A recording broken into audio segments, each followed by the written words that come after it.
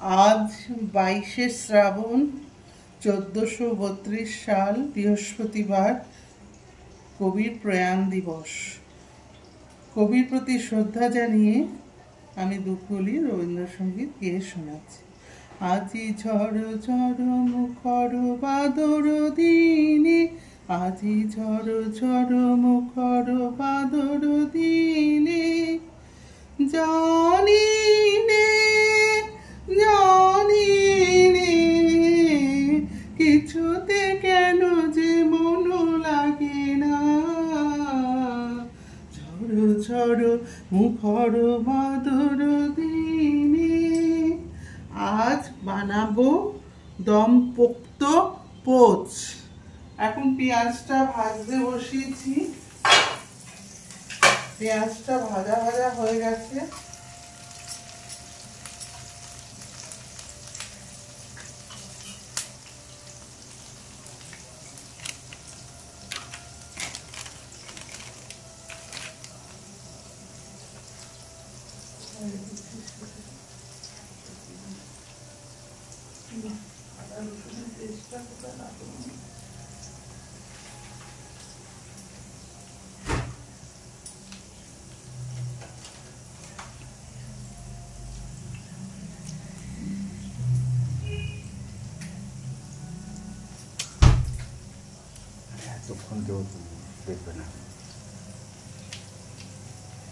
এবার আদা রসুনের পেস্টটা এর মধ্যে দিয়ে দিচ্ছি।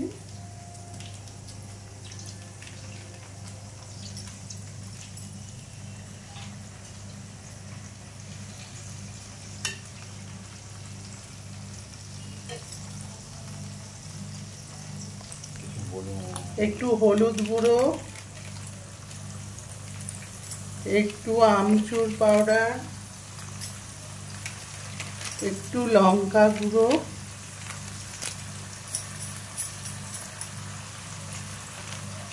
একটু গরম মশলা গুঁড়ো দিয়ে এবার কষে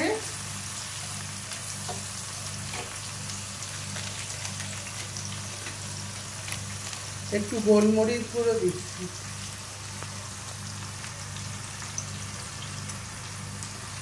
দিয়ে কষছি।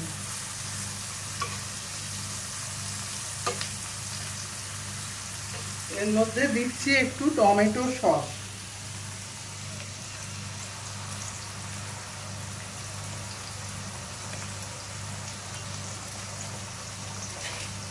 দিলাম মিষ্টির জন্য একটা সুগার ফ্রি ট্যাবলেট।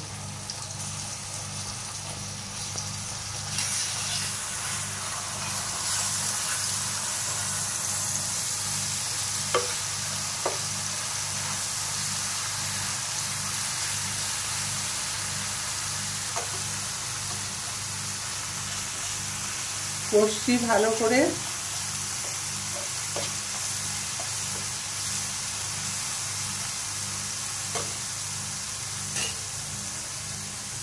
এবার ওপর থেকে জলের ছিটে দিচ্ছি অল্প, যাতে মশলাটা না পুড়ে যায়।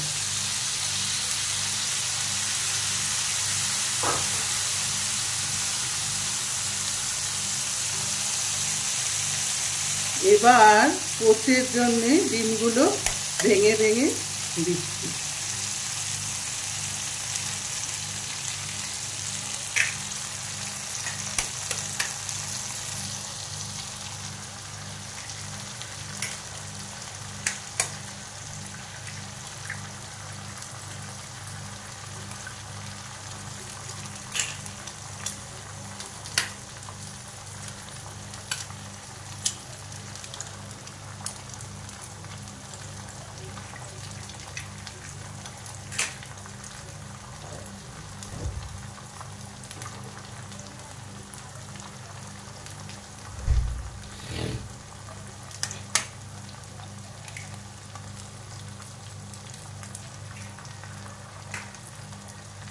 ডিমগুলো দেওয়ার পর একটু ঢাকনা দিয়ে আমি চাপা দিয়ে দিচ্ছি। দমে বসাচ্ছি, যাকে বলে দম পোক্ত পোচ, তাই দমে দিলাম। এবং একটু আমি এটা সিমে দিচ্ছি।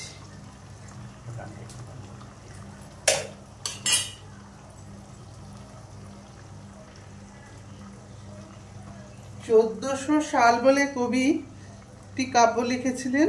সেখানে লিখেছেন, আজি হতে শতবর্ষ পরেই কে তুমি পড়িছ বসি আমার কবিতাখানি কৌতূহল ভরে। কবি মঙ্গল কাব্যে লিখেছেন, ওই আসে ওই অতি ভৈরব হরষে জলসিঞ্চিত সৌরভ রভসে ঘন গৌরবে নবযৌবনা বরসা শ্যাম গম্ভীর সরসা গুরু গর্জনে নিপমঞ্জরি শিহরে শিখি দম্পতিকে কাকল্ললে বিহরে দিগ্বদুচিত হরসা ঘন গৌরবে আসে উন্মদ বরসা। আবার লিখেছেন হৃদয় যমুনা কাব্যে, যদি ভরিয়া লইবে কুম্ভ এসো গো এসো মোর হৃদয় নীরে। এই হৃদয় নীরে আসার প্রধান অবলম্বন হলো যে জঠরটা ঠান্ডা করা, সেই জন্য ভালো ভালো রান্না করা দরকার। আমি এই রান্নাটা করছি, যদি আপনাদের ভালো লাগে করবেন। দেখি এবার ঢাকনাটা খুলে কি অবস্থা।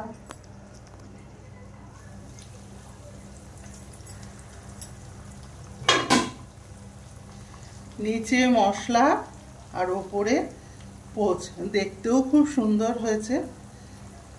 এইটা যখন ঠান্ডা হয়ে যাবে মশলা শুধু পোচগুলো কেটে কেটে ভাতের সাথে বা রুটির সাথে পরোটার সাথে লুচির সাথে খুব সুন্দর লাগে খেতে। আপনারা করে দিন। নমস্কার।